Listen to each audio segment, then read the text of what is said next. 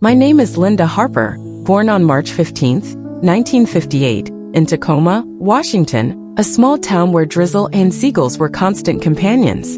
By 2018, I was 60 years old, living in Portland, Oregon, a city of ceaseless rain, strong coffee, and streets shaded by towering pines. If you'd asked me about my life before that year, I'd have smiled and said it was fine, not wealthy, not remarkable, but sufficient in that typical American way people call stable. I'd been married to Jim Harper since June 17, 1983, after 4 years of dating from our college days at the University of Oregon. Jim was a construction engineer, a tall, quiet man with rough hands that always smelled of wood and motor oil when he came home from the job site. We had 3 children: Jacob, born in 1986, now a software engineer in Seattle; Rachel, born in 1989, an elementary school teacher in Boise, Idaho; and Sophie, born in 1993, a newly graduated nurse interning at a hospital in San Francisco. Our home sat in the Hillsdale suburb of Portland, a 2-story wooden house painted white with a sloped roof and a small porch overlooking a lush green lawn. Out front, I kept pots of tulips, yellow, red, pink, that I tended every spring like a ritual. Beside them stood an old wooden swing Jim had built when Rachel was little, now weathered but still sturdy. Each morning, I woke at 6 a.m., brewed coffee in our small kitchen with the vintage machine Jim had picked up at a flea market, and sat listening to NPR as the faint dawn light crept through the window. I'd drive my 2005 Honda Civic, silver blue, scratched on the back door, through tree-lined streets to the Multnomah County Central Library, where I'd worked as a librarian for 25 years.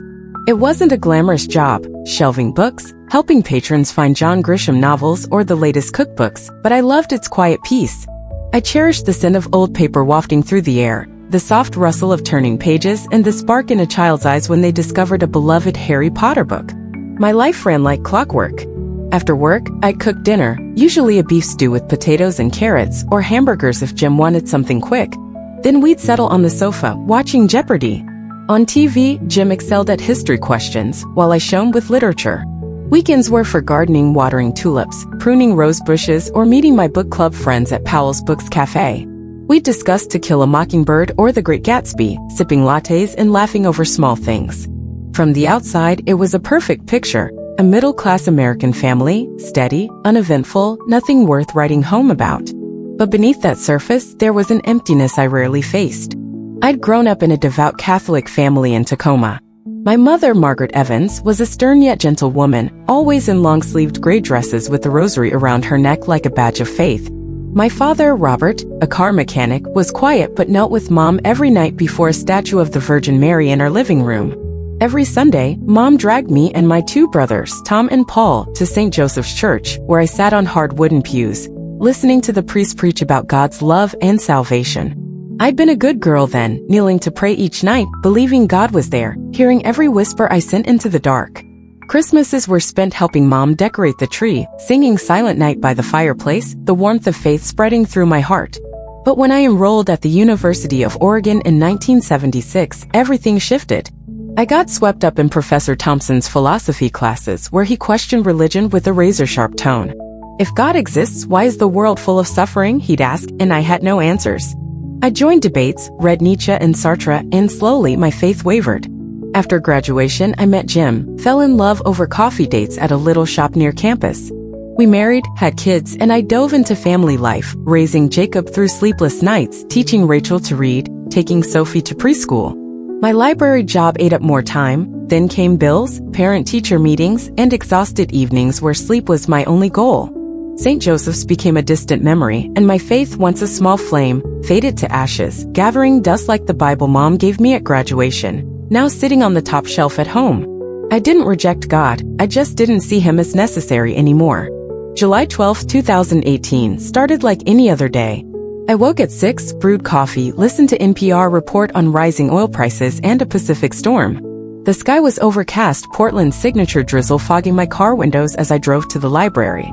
My shift lasted until 4 p.m. I reshelved the cookbook section, helped an elderly woman find the joy of cooking, and chatted with my coworker Jane about weekend plans. After work, I stopped by Fred Meyer on Barber Boulevard to grab groceries for dinner, potatoes, carrots, onions, some chicken thighs for Jim's favorite stew, and a pint of chocolate ice cream for dessert. The house had been quiet since Sophie left for her internship, and cooking filled that silence. I left Fred Meyer at 4:20 p.m., grocery bags rustling in the back seat. The radio played Sweet Home Alabama, its cheerful tune coaxing me to hum along, my off-key voice barely audible over the patter of rain on the windshield. I drove onto I-5, a familiar stretch flanked by tall pines, traffic busy but moving. I thought about dinner, about calling Sophie to check on her, about how Jim would enjoy the stew. I never imagined it'd be my last drive in that old Honda, or rather, the last drive of the life I'd known. Then the accident happened. An Amazon delivery truck, white with that familiar green logo, swerved across the median from the opposite lane. I heard its horn blare, saw its headlights pierce the rain, but I couldn't react. The crash sounded like thunder, metal crumpling, glass shattering, and a searing pain exploded in my chest as my head slammed into the steering wheel. The airbag deployed, but not fast enough. I felt bones snap, blood fill my mouth, my breath choke in my throat. My mind spun, Jim's face, Jacob's laugh, Rachel's smile, Sophie's hug, flashed by like a short film. Then darkness swallowed me, cold and absolute. I heard nothing, no horn, no rain, not even my own heartbeat. Jim later told me the accident happened at 4:37 p.m., right where I-5 meets Highway 26. A fellow driver, Carl, an old man in a bright red jacket, a retired firefighter, stopped when he saw the truck plow into my Honda. He ran over, yanked me from the wreckage just before the truck caught fire, flames licking up from the engine in a thick black smoke. I lay there, blood streaming from my forehead down my cheek, hair matted, limbs limp like a discarded doll. Carl yelled for help, hands shaking as he dialed 911, his voice breaking. "She's hurt bad. Hurry." The ambulance arrived in 10 minutes, paramedics rushing me onto a stretcher, one young man in white gloves pressing a defibrillator to my chest as my heart flatlined. On the way to Providence St. Vincent Medical Center, they fought to revive me for 15 minutes, shocks, chest compressions, adrenaline shots, but for 4 minutes, from 4:42 to 4:46, I was clinically dead, my heart silent. My breath gone. Dr. Mark Reynolds, the lead physician, later told Jim I shouldn't have made it. 3 broken ribs, a punctured lung, traumatic brain injury. We thought she was gone, he said, shaking his head over my chart. But in those 4 minutes, what science calls death, I crossed into a realm beyond explanation. When I left my body, the pain vanished. 1 second, I was trapped in the nightmare of the crash, metal slicing my skin, bones cracking, blood flooding my mouth, breath strangling in my throat. The next, I hovered above it all, gazing down like a curious onlooker. I saw my Honda mangled, its frame crumpled like a crushed can, glass strewn across the pavement, the deflated airbag smeared with my blood. My body slumped in the driver's seat, head lolling against the steering wheel, blood dripping onto the floor, stark red against the gray sweater I'd worn that day. Carl knelt beside me, shouting, "She's not breathing," his hands trembling as he tried to keep me alive. Paramedics swarmed in, a woman with a tight ponytail barking, "Prep the paddles," as she set the defibrillator on my chest. Another man, maybe the truck driver, stood off to the side, clutching his head, muttering, "I didn't see her. I didn't see." I felt no fear, no pain, only a strange peace flooding through me, like lying on our sofa after a long day, hearing rain tap the windows and knowing I was safe. I floated there a few feet above the ground, watching without attachment to the body below. My mind was empty, not hazy, but absolutely clear, as if every worry, bills, Jim's health, Sophie's new job, had dissolved into nothing. I didn't think of Jim, the kids, or the groceries spilling across I-5, not because I didn't love them, but because I no longer needed to fret. Everything felt small, distant, unimportant. Then a force pulled me away, gentle, not forceful, like an invisible hand guiding me elsewhere. I didn't resist, didn't want to, because a deep, warm love drew me forward. The sirens, flashing lights, I-5's chaos faded, blurring like a watercolor painting washed away, then vanishing entirely. I stepped into a space bathed in light, not harsh like the truck's headlights, but soft pale gold, like the morning sun filtering through the pines behind our house. The air brimmed with a feeling I can't fully describe, love, peace, and a belonging I'd never known in my 60 years. It wasn't just a sensation, it was a state of being, as if every sorrow, every wound, every day I'd woken feeling hollow had been washed away, leaving me light as a feather drifting in the breeze. I stood there or existed in that light, and then I saw him, Jesus. He stood a few steps away, his presence both majestic and intimate. I'd pictured Jesus from St. Joseph's paintings, golden halo, ornate robe, staff in hand, but he wasn't like that. He wore a simple white robe, not too long or elaborate, radiating a gentle glow like moonlight on fresh snow. His face wasn't Hollywood handsome, not chiseled or perfect in a human way, but shone with compassion and strength. His eyes struck me most deep, holding 1,000 stories, brimming with love yet stern, as if aware of everything to come. When he looked at me, I felt he saw it all. The times I'd snuck cookies as a kid, the nights I'd cried after fights with Jim over money, the mornings I'd wondered what life meant. But there was no judgment, only complete understanding, as if he'd walked beside me every day without me knowing. His voice resonated within me. Not through my ears, not through the air, but like a warm breeze blowing through my soul, clear and comforting. "Linda," he said, "it's not your time yet. You must return, but first, there's something you need to know and carry back." I didn't grasp it immediately. I just wanted to stay, to bask in that love forever. I gazed at him, trying to speak, "Let me stay," or "I don't want to go back." But no words were needed. He knew. His eyes were steady, unwavering, yet tender like a father watching a stubborn child. He raised his right hand, not rough like Jim's but strong, sure, and I took it. A warmth flooded me. Not just a feeling, but like summer sunlight seeping into my bones, spreading through every cell, erasing every chill I'd carried in my heart for 60 years. We moved, not walking like on I-5, not running or stepping, but gliding through the light, as if space itself parted to welcome us. I didn't feel my feet touch anything, yet I wasn't floating. Just a smooth, natural motion like water flowing down a river. I didn't ask where he was taking me. I didn't need to, because I trusted him, trusted the love wrapping me like a blanket on a cold Portland night. Then the light dimmed, and I entered another place. The air grew heavy, cold, filled with wails and an unbearable stench, like burning trash mixed with sulfur, making me want to cover my nose though I had no nose to cover. I realized it was hell. The darkness was thick but not pitch black. A dim, sickly gray light illuminated writhing souls. They screamed, hands clawing at the air for rescue, but no one answered. I saw a man, hair wild, clothes torn, shouting a name, fingers scraping nothingness as if to escape.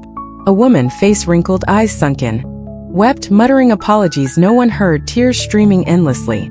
A child, small, gaunt, stood alone, gazing around in panic, like a kid lost from its mother in a crowd. I trembled, stepping back, but Jesus's hand steadied me. Not tight, but firm enough to keep me from falling. "Why are we here?" I asked, my voice quaking with fear, tears rolling down my cheeks though I didn't feel them fall. He looked at me, his gaze gentle yet serious, like a teacher explaining a hard lesson. "You need to see the consequences of rejecting God," he said, his voice low but clear, like wind rustling the wheat fields of my Tacoma childhood. I looked closer. Each soul bore a story, a unique pain, but all shared regret. They weren't just suffering physically, flames licking, nails tearing flesh, but spiritually, an eternal loneliness, a loss beyond repair. I saw a middle-aged man, maybe once a businessman, judging by his tattered suit, screaming, "Give me one more chance." But only echoes replied, cold and indifferent. The sight cut into my heart like a knife. I thought of Sundays I'd skipped church, nights I'd ignored prayer, mornings I'd woken without thanking God for another day. "Can they get out?" I asked, knowing the answer deep down. He shook his head slightly, his eyes sad but certain. "They chose," he said, and I understood. Not that he'd forsaken them, but that they'd forsaken him, rejected the love I felt right then. I wept, not from fear but pity for them, regret for their lost chances, and for myself who'd been blind like them for years. Then he led me away. The darkness faded, and before me unfolded a scene more beautiful than any dream I'd ever had. Heaven opened, endless fields of flowers stretched out, golden tulips like my porch pots but brighter, more alive. Purple lavender wafting a sweet scent, red roses blazing like an unquenchable fire. Crystal rivers sparkled, winding gently through lush green hills, reflecting golden light from a cloudless sky. Voices sang. Not the St. Joseph's choir but angels, their notes sweet and harmonious, a symphony of joy and peace. I heard each tone, soaring warm, like they told a story, and my heart lifted, every sorrow melting into a boundless happiness, like when I first held Jacob in my arms. I wanted to stay, the longing so fierce I gripped his hand tighter, as if letting go would lose it all. I looked around, white stone paths gleamed, small houses glowed with light, and souls, no people, moved about laughing, their faces radiant with indescribable joy. I saw a silver-haired woman with bright eyes by the river, singing with the angels, and wondered if it was Mom, though I knew she still lived in Tacoma. "This is where your soul belongs," he said, his voice warm like a spring breeze through our backyard grass. "This is the reward for those who follow me." I didn't have time to sink into that beauty, to run through the flower fields, dip my hands in the crystal river, before he took me elsewhere. I stood before God the Father, and his presence overwhelmed me. He wasn't a distinct figure, no face, no hands, but a blazing light, vast yet close, like the sun without burning, the ocean without drowning. I felt tiny, a speck before the universe, yet cherished, enveloped by an infinite love deeper than Jim's hugs or my children's smiles. His voice thundered within me, not through my ears but like rolling thunder in my heart, deep and authoritative yet tender as Mom's lullabies. "Your mission is vital, Linda. You must carry this message back to the world. It's time for my children to awaken." The light flared brighter than ever, and I felt the Holy Spirit join us. A warm, powerful wind swirling around me like an embrace from all sides. I grasped their unity. Father, Son, and Spirit as one, working together to guide us home to this love and truth I stood within. Jesus looked at me, his eyes sterner now, though still gentle, like an older brother about to share a sad tale. "Now let me show you what's coming," he said, his voice low but clear, like water flowing over Willamette River stones near Portland. A vision unfolded, not a dream, not a hallucination, but vivid as if I stood there, feeling the air, hearing the sound, seeing every detail unfold before me. I saw a man rise, his power swelling fast like a winter storm off Oregon's coast. He wasn't the ugly, fearsome villain I'd imagined from childhood Sunday school tales. No horns, no tail, no fiery eyes. Instead, he was tall, handsome, with neatly trimmed brown hair, a radiant smile like a toothpaste ad star, and a warm, captivating voice like a seasoned politician on TV. Crowds surrounded him, thousands, maybe millions, raising their hands, cheering, shouting his name in a frenzy. I couldn't catch the name, just the sound echoing like waves crashing on Cannon Beach near Rachel's place. Their faces glowed with hope, eyes sparkling like Sophie's when she got her nursing degree, like Jim's when he finished a big bridge. They believed he was a savior, someone to bring peace and poverty, fix the world's brokenness. But I felt a chill, a cold unease creeping up my spine, like standing on our porch during a freezing Portland night, hearing wind howl through the pines. "This is the one they will call the Antichrist," he said, his voice low but piercing, each word carving into my heart. "He is here, deceiving the world, but they don't see it yet." I looked closer. He stood on a grand stage, flags of nations behind him, spotlights bathing his perfect face, a gleaming microphone in hand. He spoke of peace, a new era of unity, his voice compelling, drawing every eye. I saw him negotiate with leaders, a silver-haired man in a gray suit, maybe the US president, shaking his hand with a forced smile, an Asian woman in a red dress, her sharp eyes wary as she signed papers. The Middle East appeared, where war and tension never ceased, and he stood in the center, brokering deals with a frightening finesse, like a master diplomat. I saw the temple in Jerusalem rebuilt, white stone gleaming under the sun, majestic yet ominous, like the prophecies from Revelation Mom once read to me. "Why don't they see?" I asked, stunned by the crowd's blind fervor. "They're clapping and cheering like they were hypnotized. They're blinded by their desires and fears," he replied, his tone sad but certain. "The world will be in chaos, disasters, economic collapse, wars, and he will offer what seems like salvation. But it's a deception, fleeting and false. He comes in my name, but his heart aims for destruction." The vision expanded like a slow-motion film, every second sharp and detailed. I saw him unveil grand plans, a technology to end poverty, giant screens showing African children receiving food from drones, adults clapping as he cut ribbons at a New York command center. "We'll build a world where no one's left behind," he declared, his voice booming through speakers, the crowd erupting in joy, raising phones to snap photos. I saw him on TV, CNN, Fox, BBC, smiling brightly, eyes gleaming like he held all the answers. But behind him, shadowy figures lingered. Men in black suits, women with cold stares, standing in closed rooms, hands clutching thick files, whispering plans I couldn't hear. Who were they? I didn't know. Puppet masters or pawns in a complex play the crowd couldn't see. I saw dissenters vanish, a middle-aged man with wild hair shouting amid a DC crowd, "He's lying!" before two men in black dragged him away, disappearing behind an iron door. A family, father, mother, two kids, weeping in a Texas home when the father didn't return from work. I saw a missing report on their table, but no one investigated. Fear spread, people whispered of opposers, but dared not speak aloud. I saw leaders bow, a silver-haired man, maybe France's president, trembling as he signed contracts, eyes darting for an escape. A woman in a blue suit, perhaps from India, hands shaking as he murmured something, her face pale. He held secrets, files, recordings, photos to blackmail and intimidate. Nations fell into his grasp. The peace he promised, a veneer hiding wars, hunger, and control I couldn't fully fathom. I saw wars flare, not grand at first but scattered in far-off places like Yemen or Ukraine, yet he called them necessary for peace. I saw people lining up for food from his logoed trucks, but rations shrank and they starved. He blamed invisible enemies.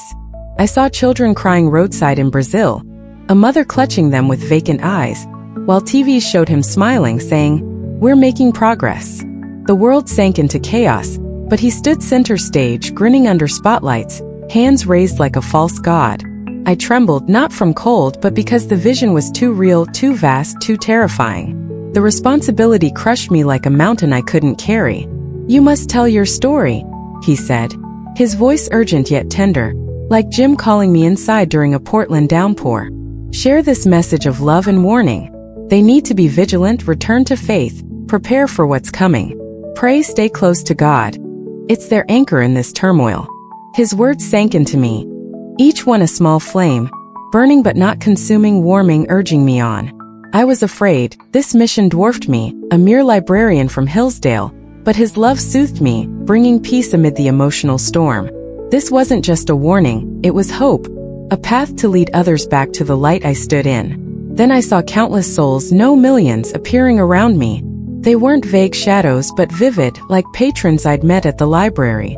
A man in a gray worker's uniform, hands oil-stained, stood on a Chicago street, eyes staring far off as if seeking something lost. A little girl with big eyes, dress tattered, sat curbside in Los Angeles, clutching an old doll.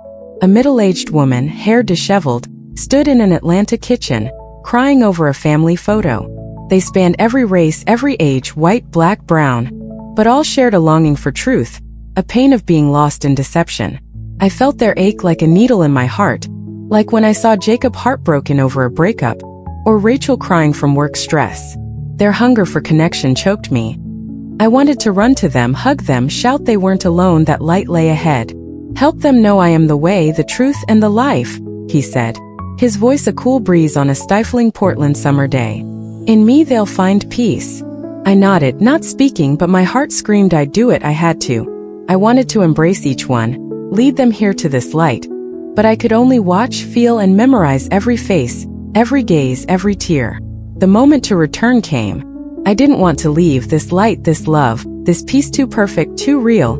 Beyond any sunny Oregon day, beyond Jim's hugs or my kids' smiles. I gripped his hand tighter, trying to hold on, to whisper, "Let me stay." But he said, "Go back, Linda. You have much to do."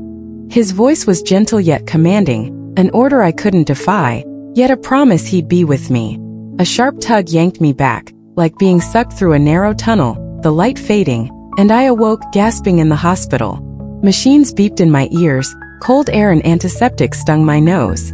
I opened my eyes, harsh fluorescent lights made me squint. Jim sat beside my bed, eyes red, gripping my hand so tight his knuckles whitened. He wore his blue plaid shirt, the one he favored for home projects, but it was wrinkled like he hadn't changed since yesterday. "Linda," he whispered, voice breaking, tears rolling down his scruffy cheeks. "You're alive." I nodded, throat dry, tears streaming. Not from pain but emotion, torn between joy at surviving and sorrow at leaving that light. "Jim," I croaked. "I saw him. I was in a coma from July 12th to July 15th, 2018, 3 days Jim called the longest of his life. When I woke, Dr. Reynolds stood by my bed, shaking his head over my chart. 3 broken ribs, punctured lung, brain trauma. We didn't think you'd make it." he said, voice low but astonished. Jim never left me. He slept on the hard plastic chair in my hospital room, hand always holding mine as if I'd slip away again. He told me he got the call at 5 p.m. on the 12th, mid-meeting at a Milwaukee job site. A coworker burst in shouting, "Your wife's been in an accident." He dropped everything, drove like a madman to Providence, St. Vincent, arriving at 5:30 to see me lifeless in their breathing tube in my mouth, machines beeping around me. I told Jim first. Fragmented memories, every detail I could recall. "Jim," I said, voice weak but firm, "I left my body. I saw the light. I met Jesus." He stopped breathing momentarily, eyes wide, then hugged me. Not tight, mindful of my ribs, but enough for me to feel his racing heart. "I believe you," he whispered, voice choked. "I knew something bigger kept you here." I prayed for 3 days, first time in 20 years. I cried, not from the pain of broken bones but from his love, and because I knew I had to keep telling not just to him but to everyone. On July 16th, Jacob, Rachel, and Sophie flew in from Seattle, Boise, and San Francisco. They arrived as I woke a second time, weak but lucid enough to speak. Jacob, tall like Jim, brown hair tousled, gave an awkward laugh when I told him. "You must have dreamed it, Mom," he said, but his eyes wavered, searching for a rational explanation. Rachel, blonde ponytail tight, frowned, concerned. "Are you okay, Mom? Is it the head injury?" she asked, squeezing my hand.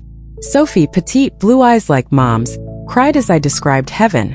"I felt something when you said it," she whispering, hugging me gently. "It's like it's real." I left the hospital on July 25th after 2 weeks, ribs aching with each breath, head spinning when I sat up but alive. Jim wheeled me out, and stepping into our familiar wooden house felt different. The sofa where we watched Jeopardy seemed trivial. The tulips on the porch paled next to heaven's fields. I started writing every night at the kitchen table by the fireplace. I jotted down every detail. The soft light, hell's cries, heaven's beauty, the Antichrist's smile. I wrote by hand, black ballpoint on yellow library paper, hands trembling as I recalled the lost soul's pain, heart warming at his love. I first shared my story at St. Mary's Church, a small prayer group, August 12, 2018, less than a month post-accident. Father Michael, the priest, invited me after Jim called him. I stood before 20 people, mostly elderly parishioners, a few young faces, hands shaking as I held my notes. I died on I-5. I began, voice hoarse with nerves. I saw Jesus. He showed me hell, heaven, and a man, the Antichrist, coming to deceive us. I told it all, every detail, every feeling, and when I finished, the room fell silent. Jane, a book club friend now at St. Mary's, stood, hugged me, tears streaming. "I believe you, Linda," she said. "I saw my mom in your words." A young man, Ben, a college student, asked, "How do you know it wasn't a dream?" I answered, "I can't explain it your way, but I felt it, more real than standing here." Not everyone believed. Betty from book club, dyed blonde, big glasses, called later saying, "You need a shrink, Linda. The accident messed you up." I smiled faintly, not angry. I doubted myself those first days awake, wondering if brain trauma conjured it all. But that light, his voice, that love, too real, too clear to be a mind's trick. I volunteered at Portland Rescue Mission from September 2018, serving meals to the homeless, listening to their tales of despair. One man, Sam, silver hair, ragged coat, heard me as I handed him hot soup. "I saw a light when I nearly died from booze," he said, eyes lighting up. "Thought I was crazy, but you make me believe it's real." Sam started praying with me weekly, reclaiming faith lost when his wife left. Jim helped me print my book in 2019, The Light Beyond, a slim volume, white cover with a yellow candle. We printed 500 copies at a local shop, sold them at church and the library, moving a few hundred. It spread. A Salem priest read it, invited me to speak. An Eugene teacher used it in Bible class. Jacob came around, he visited monthly, listening, asking about heaven like he wanted to understand. Rachel softened when I told her Boise third graders about God's love. They drew pictures of light, brought them home. Sophie shared it at her San Francisco hospital, helping dying patients find hope amid beeping machines. By 2020, 2 years post-accident, I traveled beyond Portland. St. Ignatius in Seattle, Rachel's Boise school, community centers in San Francisco near Sophie's hospital. I spoke everywhere. 10 people or 100, my voice steadier, no longer trembling like that first time at St. Mary's. A mother, Ellen, who'd lost her son in a car crash, hugged me after a Tacoma talk in 2021, sobbing, "You made me believe Jack's in heaven." A young man, David, a former addict, met me at Portland Rescue Mission in 2022 saying, "I quit because of you. I want that light." He started volunteering with me, serving soup and stories to others. Jim beamed with pride. He stood behind me at every talk, clapping when I finished, eyes shining like when he completed his first bridge. The kids carried on. Sophie's grace light grew in San Francisco hospitals. Rachel turned her classroom into a faith storytelling hub. Jacob funded more book printings. "Mom, I want everyone to read this," he'd say, eyes gleaming. 2023 marked 5 years since I died on I-5. 5 years carrying my story across Portland and beyond. I was 65, hair mostly gray, old rib fractures aching in cold or rain, a Portland constant. But I didn't stop, couldn't stop. Jesus' words echoed daily, nightly. You must tell your story. They need to be vigilant, return to faith, prepare for what's coming. I spoke in small churches with creaky pews, crowded cafes like Powell's, schools where kids sat cross-legged like I was a storyteller. I went to Salem, Eugene, Tacoma, Boise, legs weary, voice hoarse, but the light in me never dimmed. Jim stayed my rock, a steady pine in a storm. He wasn't a talker. 35 years together, I knew his silence, but post-accident he'd changed. He didn't just listen, he joined me, standing at every talk, clapping, eyes bright like when he finished the Selwood Bridge in '95. He printed more The Light Beyond copies whenever we ran out, delivering them to churches, libraries, even mailing them to Jacob, Rachel, and Sophie to share. "You make me proud, Linda," he said one winter night in 2023. As we sat by the fireplace in our Hillsdale home, flames crackling. I smiled, resting my head on his shoulder, feeling his warmth and the fires, but inside I knew this mission outgrew even Jim's pride. My kids carried it too, each uniquely. Jacob, now 37, visited Portland more from Seattle. He stopped chuckling awkwardly. Instead, he listened, asked about heaven and hell, seeking depth. In October 2023, he arrived with 1,000 fresh printed books, funded from his software engineer salary. "Mom, I want people to read this," he said, voice low like Jim's. "It's real, I believe you, and it'll help them." I hugged him, tears streaming, not expecting the boy once embarrassed by my weird tale to fan my flame. Rachel, 34, brought it to her Boise classroom. Teaching 3rd grade, she spent an hour weekly telling Mrs. Harper's light story. Kids drew pictures, golden fields, white-winged angels, a shadowy bad man, plastering her room. In November 2023, she FaceTimed me, holding up a drawing by Timmy, a blonde, tousled-haired boy, me beside Jesus, holding a candle. "Mom, the kids love your story," she said, eyes shining. "Yesterday, Timmy said he wants to pray. First time ever." I cried hearing it, not from pride, but knowing that light touched little souls I'd never met. Sophie, 30, burned brightest. She started Grace Light at UCSF Hospital, San Francisco, telling my story between shifts amid machines and antiseptic. In December 2023, she called voice breaking. "Mom, today a patient, Ellen, lung cancer, held my hand after hearing you. She said, 'I'm not scared to die, I know I'll see the light.' She passed this morning smiling." I went silent, tears falling. Sophie didn't just share. She brought hope where it was needed most. But my lamp didn't always burn smoothly. Wind blew, not Jesus's gentle breeze, but cold gusts of doubt, criticism, hostility. In March 2024, Portland skeptics emerged, led by Roger Klein, a retired Portland State philosophy professor turned religion debunker. They handed out flyers downtown, posted online, branding me the madwoman with crazy tales. Klein's blog post read, "Linda Harper claims she met Jesus after a car crash, but what does science say? Brain trauma causes hallucinations, not divine encounters." I read it, heart sinking, not from anger but recalling my own early doubts, wondering if it was all in my head. Jim fumed. He wanted to confront Klein, but I held him back. "They can think that, Jim," I said, though it hurt seeing my name smeared. The wind grew fiercer when skeptics held a seminar at the Oregon Convention Center in April 2024, inviting me not to speak but to face science. I went not to argue but to let them hear.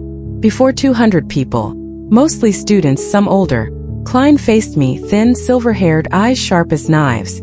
"Mrs. Harper," he began, voice icy, "you claim to have seen Jesus the Antichrist. What proof do you have beyond delusions from a head injury?" I didn't shake. Not like my first time at St. Mary's. "I don't have proof you can hold, no photos, no videos," I said, voice steady. "But I felt it, more real than standing here. You don't believe I get it. I didn't once either." Klein smirked, but the crowd hushed. Some nodded, some scribbled. Afterward, a girl, Sarah Jr., approached, eyes teary. "I believe you," she said. "I lost my brother last year. You make me think he's okay." Klein didn't sway everyone. My light still burned despite the gusts. In June 2024, a bigger challenge hit. A local YouTube channel, Truth Unveiled, with tens of thousands of followers, released a video. Portland woman claims she met God, truth or hoax? They interviewed Klein, a neurologist and a self-proclaimed spiritual investigator, calling me a con artist profiting off books. It spread fast, 50,000 views in a week. Comments vicious. "She's nuts. Religious scam. Who buys this?" Jim raged, slamming the table as we watched. "They don't know you, Linda," he yelled. I took his hand, saying, "They don't need to, they need to hear." But the wind wasn't just digital. In July 2024, I got an anonymous letter, delivered to our house, no stamp, handwriting scrawled, "Stop lying or you'll regret it." Jim called the police, they patrolled but found no sender. I wasn't scared, not fully, but I glanced around, went out, wondering who watched. One night in August, our living room window shattered. A brick crashed through, glass spraying the floor. Jim bolted downstairs, shouting, "Who's there?" but saw only darkness and distant barking dogs. On the brick, white paint spelled, "Shut up." Police came, filed a report, suspected skeptics, but caught no one. I didn't stop, I couldn't. In September 2024, I spoke at St. Ignatius in Seattle, 300 people, my biggest yet. I shared the light, the Antichrist, his warning, voice hoarse from cold but firm. When I finished, Carl, the man who'd saved me on I-5, now a St. Ignatius member, stood. "I saw her die in 2018, he said, voice trembling. "I live differently because of her. Don't let them silence her." The crowd clapped. I cried, not from fear, but knowing my lamp endured the storm. Sophie flew from San Francisco after the brick incident, hugging me, sobbing, "Mom, why don't you stop? I'm scared I'll lose you." I stroked her hair, saying, "Sweetie, I can't. It's not for me, it's for them." Rachel called from Boise, voice anxious. "Mom, rest, you've done enough." Jacob came from Seattle, installing security cameras around the house, saying, "Keep telling Mom, but let me protect you." Jim said nothing, just held me tighter each night like I might vanish again. In November 2024, I held my biggest talk yet, at the Oregon Convention Center where Klein had challenged me. Jim, Jacob, Rachel, Sophie all helped setting up, handing out books. We invited everyone, churches, schools, shelters, not letting skeptics or threats extinguish me. Over 500 came, chairs full, people standing at the back. I stood on stage, microphone echoing, spotlight stinging my eyes. I died on I-5 in 2018. I began, voice strong. I saw Jesus, light, hell, heaven, a warning. I tell this for you, to know you're loved, to be ready. I shared it all, details, emotions, faces from the vision. Mid-talk, a small group, likely skeptics, shouted, "Liar!" But Jacob and Jim calmly escorted them out. When I finished, the room erupted, clapping, crying, some kneeling to pray. Ellen from Tacoma ran up, hugged me. "You saved me again," she said. "I'm living because of you." The lamp burned brighter after. In December, Truth Unveiled posted again. Linda Harper wins court. Deception continues? Digging into my life. She profits from books, preys on the gullible. They hired a PI mic, snapping photos of me at church, cafes, shelters, posting them with con artist at work. A handful protested outside our Hillsdale home. 10 people, signs reading lies. And trust science. Jim chased them off with a broom. "Get off my lawn." But they returned, throwing eggs at our windows. Police intervened, fined them, but I knew they wouldn't quit, they wanted me down. I didn't fall. In November 2024, I spoke at Providence Park, Portland Soccer Stadium, 1,000 strong. Jim, Jacob, Rachel, Sophie, Carl, Sam, Ellen, Mary, all there helping set up passing books. I stood midfield, microphone resounding, night lights bright. I died on I-5 in 2018. I started, voice rough but bold. I saw Jesus light, hell, heaven, a warning. I tell this for you, to know your love, to be ready. I poured out every detail, every feeling, every face. When done, 1,000 clapped. Not just clapped, they sang Amazing Grace, voices echoing through the stands, bringing me to tears. A man, Tom, an Iraq vet, hugged me, saying, "You made me want to live again." 2025 began with a greater test. In January, Portland skeptics filed a lawsuit in Multnomah County Court, spreading false information causing public panic. Klein spearheaded it, aiming to silence me legally. Jim exploded, slamming the table, yelling, "They'll lose." I wasn't sure. I had no money for a legal fight, just books and a story, but I wasn't afraid. If they want me quiet, they'll have to kill me first, I told Jim, half joking. He didn't laugh, hugged me tight like I might slip away. The trial started March 15, 2025, at Multnomah County Courthouse, downtown Portland. I walked into the wide wood-paneled room, crowded with spectators, with Jim, Jacob, Rachel, and Sophie beside me. Frank Dawson, our lawyer, wore a gray suit, carrying an old leather briefcase, standing tall like a storm-ready pine. Klein sat for the plaintiffs, eyes sharp, flanked by two young lawyers in sleek black suits. Judge Judith Carter, silver hair in a bun, voice deep, banged her gavel. "We're here to address Portland skeptics versus Linda Harper," she said, peering over her glasses at me. Klein opened, standing, voice booming through the mic, cutting like his old lectures. "Mrs. Harper claims she met Jesus post-2018 crash," he said, pointing at me like I was a felon. "She speaks of hell, heaven, and Antichrist, fabrications causing public distress. She sells the light beyond, profiting off gullibility. We seek an injunction on her public speaking and damages." He presented evidence, articles, truth unveiled clips, Dr. Laura Evans testifying, "Brain trauma causes hallucinations, not divine visions." Frank countered, rising slowly, voice steady, resonating. "Mrs. Harper shares a personal experience, protected by the First Amendment," he said, hand on my table like a shield. "She forces no belief, causes no harm. She offers hope. Skeptics show no specific damage, just opinions." He called me to the stand. I walked up, legs shaky but heart firm, clutching my notes of his words. "Linda Harper," Frank asked, "why do you tell this story?" I glanced around, Jim holding Sophie's hand, Jacob nodding, Rachel smiling, then answered, voice raspy but clear. "I tell it because I saw light, Jesus, a warning. I died on I-5 in 2018, and he sent me back to share love and truth. I don't force anyone. I want them to know they're loved, to be ready." Klein cross-examined. "Proof beyond your words?" I met his gaze, said, "Nothing you can hold, but I felt it, more real than standing here." "You don't believe I get it, I didn't once." The trial spanned 3 days, March 15th to 17th. Skeptics brought more witnesses, Greg, who'd bought my book, saying, "It scared me," Lisa claiming, "She made me doubt science." Frank called Carl. "I saw her die in 2018, he said, voice breaking. "I live differently because of her. She's no fraud." Sophie testified. "Mom helps my patients find hope," eyes teary. Judge Carter listened, took notes, her sharp eyes unreadable. On March 20th, the verdict came. Judge Carter banged her gavel, voice deep through the room.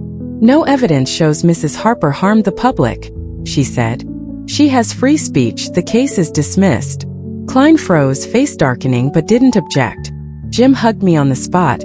Jacob clapped my shoulder. Rachel and Sophie cried. I exhaled, not for victory but knowing my lamp stayed lit. The ruling didn't stop skeptics or truth unveiled. They kept criticizing, but my voice grew louder. In April 2025, KPDX aired my interview, Linda Harper, Woman of the Light, reaching tens of thousands in Oregon. In May, Pacific Light Press in Seattle offered to reprint The Light Beyond, 10,000 copies. Jim laughed when I told him, "You're famous, Linda." But I shook my head. "Not fame, it's the mission," I said. I went further. June 2025, Lakewood Church in Tacoma, 400 people. July, Boise Elementary with Rachel, 200 kids and parents. August, San Francisco Community Center near Sophie's Hospital, 300 attendees. Each place the light spread. Ellen from Tacoma started a prayer group. Sam from Rescue Mission brought friends to St. Mary's. Mary from Powell's grew light keepers to Seattle, Boise, San Francisco. Sophie called in September. Grace lights in 3 hospitals now, Mom. It's bigger than I dreamed. Rachel sent drawings from Boise, kids' sketches of me with angels. Thank you, Mrs. Harper, in crayon. Jacob funded 5,000 more books. Mom, I want it in every home, he said, eyes gleaming. But the storm didn't relent. In October 2025, Truth Unveiled posted, Linda Harper wins court, deception persists? Digging into my life. She profits off books, fools the naive. They hired P.I. Mike, snapping me at church, cafes, shelters, captioning con artist at work. A handful protested outside Hillsdale, 10 people, signs like lies. And trust science. Jim chased them with a broom. Get off my lawn. But they returned, egging our windows. Police fined them, but I knew they'd persist. They wanted me broken. I didn't break. In November 2025, I spoke at Providence Park, Portland Soccer Stadium, 1,000 strong. Jim, Jacob, Rachel, Sophie, Carl, Sam, Ellen, Mary all helped setting up, handing out books. I stood midfield, mic echoing, night lights bright. I died on I-5 in 2018. I began, voice rough but bold. I saw Jesus light, hell, heaven, a warning. I tell this for you, to know your love, to be ready. I poured out every detail, every feeling, every face. When done, 1,000 clapped. Then sang Amazing Grace, voices ringing through the stands, bringing me to tears. Tom, an Iraq vet, hugged me, saying, You made me want to live again. By 2026, I was 68, strength waning, hair white, but I didn't rest. I spoke in Denver, Salt Lake City, Los Angeles, each place the light grew. The Light Beyond sold 50,000 copies, not for profit. I donated proceeds to churches and shelters. Sophie's Grace Light reached 5 hospitals. Rachel turned her classroom into a faith hub. Jacob's Harper Light Fund backed books and talks. Carl, Sam, Ellen, Mary became lamp keepers, carrying my story where I couldn't go. In March 2026, I dreamed of him again. Jesus on a flower field, smiling. You've done well, Linda, he said, voice soft like a Portland spring breeze. You're not alone. I'm with you. I woke, tears streaming, not a dream but real, like 2018. I knew my time was short. Doctors said my heart was failing, a crash legacy, but I wasn't afraid. I kept telling, at St. Mary's Rescue Mission, Powell's voice faint, legs shaky. On July 15, 2026, 8 years post-accident, I held my final talk at our Hillsdale home, on the porch with wilted yellow tulips. 50 came. Family, friends, strangers, sitting on the lawn, listening as I spoke one last time. I saw the light, I said, voice hoarse, hand in Jim's. I saw Jesus. He told me to tell you you're loved. The world's dark, but the light doesn't fade. Keep faith, seek truth, live in love. I looked at Jim, eyes red but smiling. Jacob, Rachel, Sophie hugging me, crying yet strong. Carl, Sam, Ellen, Mary holding my books like vowing to carry on. I gazed at Portland's gray, drizzly sky and saw a pale golden glow like 2018. I knew I was done, not ended but complete.